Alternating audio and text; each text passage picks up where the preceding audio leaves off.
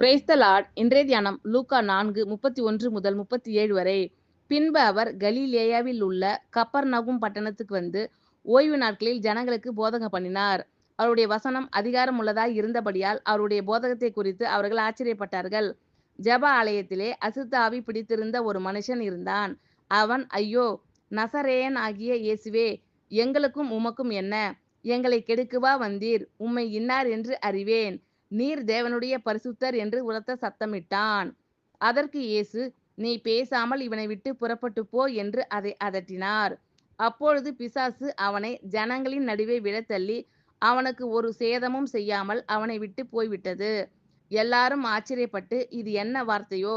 அதிகாரத்தோடும் வல்லமையோடும் அசுத்த ஆவிகளுக்கும் கட்டளையிடுகிறார், அவைகள் புறப்பட்டு போகிறதே என்று ஒருவரோடு ஒருவர் பேசிக் கொண்டார்கள். அவருடைய கீர்த்தி சுற்றிலும் இருந்த நாடுகளில் உள்ள இடங்களில் எல்லாம் பிரசித்தமாயிற்று. பின்பு அவர் கலிலேயாவில் உள்ள கப்பர்நகும் பட்டணத்துக்கு வந்து ஓய்வு நாட்களில் ஜனங்களுக்கு போதகம் பண்ணினார். அவருடைய வசனம் அதிகாரம் உள்ளதாய் இருந்தபடியால் அவருடைய போதகத்தை குறித்து அவர்கள் ஆச்சரியப்பட்டார்கள். ஜெப ஆலயத்திலே அசுத்தாவி பிடித்திருந்த ஒரு மனுஷன் இருந்தான்.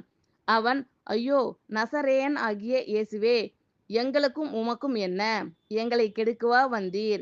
உம்மை இன்னார் என்று அறிவேன். நீர் தேவனுடைய பரிசுத்தர் என்று உரத்த சத்தமிட்டான்.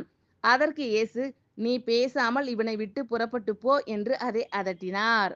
அப்பொழுது பிசாசு அவனை ஜனங்களின் நடுவே விழத்தள்ளி அவனுக்கு ஒரு சேதமும் செய்யாமல் அவனை விட்டு போய்விட்டது. எல்லாரும் ஆச்சரியப்பட்டு, இது என்ன வார்த்தையோ?